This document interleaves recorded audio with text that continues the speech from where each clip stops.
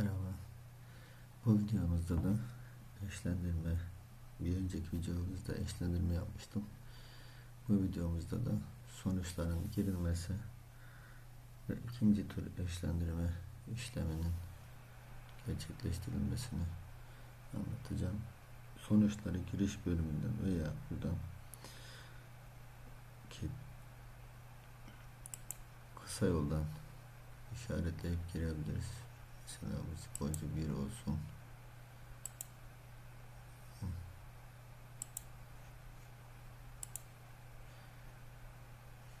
Buradaki artı eksi anlamına geliyor. Buradaki eksi artı hükmen yenilmiş. Burada iki sporcu da eksi almış. Butonlar anlamına geliyor. Diyelim ki buradan birinci sporcu artı almış. Buradan değişik sonuçlar da girebiliriz. Da son dedikten sonra birinci turun sonuçlarını girmiş olduk. Şimdi ikinci tur yaşlandırma yapmadan önce listelerden sonuçlarımızı kontrol ediyoruz. Bakın burada uzak yakın isimli sporcu eksi almış. Bunu öncelikle ikinci tur eşlendirmeden önce çıkarmamız gerekiyor. Artık bütün çıkarma işlemlerimizi eşlendirmeden yapacağız. Sporcu çıkar. Eşlendirme menüsü sporcu çıkar bölümünden sporcuyu çıkaracağız. Bunun için yine önümüze liste gelecek.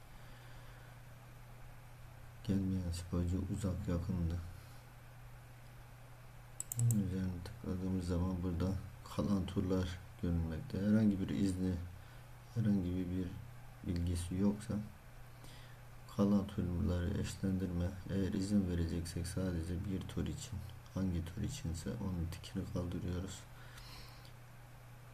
Sporcuyu tamamen turnuvadan çıkaracaksak da kalan turları eşlendirme dediğimizde tamam diyoruz. Tamam deyip kaydediyoruz. Şimdi ikinci tur eşlendirmeyi tekrar beraber yapalım. Eşlendirme diyoruz. Eşlendirme yap diyoruz.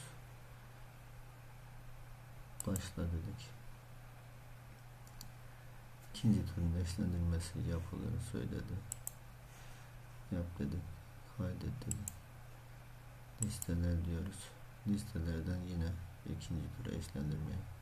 Bakın burada birinci videomuzda, ikinci videomuzda göstermiştik menülerden. Hangi turda olduğumuzu görebiliyoruz. Geriye dönük turlar içinde o turu seçip işlem yapabiliyoruz ama bittikten sonra, işimiz bittikten sonra tekrar ikinci hangi turda kaldıysak o tura dönüyoruz. Listeler dedik. Sonuçlar, listeler deyip eşlendirmeden ikinci turun eşlendirmesini burada görüyorsunuz. Bir de burada özellikle küçük sporcuların, yeni başlayan sporcuların çok olduğu turnuvada şu bölümler bizi sıkıntıya sokmaktadır. Onun için de yazdırma menüsüne geliyoruz. Yeni liste tanımla dediğimizde onayladıktan sonra karşımıza bir liste çıkıyor. Sıra no'ları olmasını istemiyorsak bir tane üst tarafta var. Buna bilgisayarımızdan no, yani N harfini işaretliyoruz. Bir tane de alt tarafta var. Ona da aynı şekilde N dediğimiz zaman artık o bölümler görünmeyecektir. Bir de burada herhangi bir bölümü kaldırabiliriz. Yes. Yani olmayan, şu anda görünmeyen bir bölümü getirebiliriz. Onun için, getirmek için o sütunun önüne gelip Y yazıyoruz. Y'yi bilgisayarımızdan işaretlediğimizde evet görünüyor. N yazdığımızda hayır görünüyor. Buradan da menüleri hazırlamış olduk.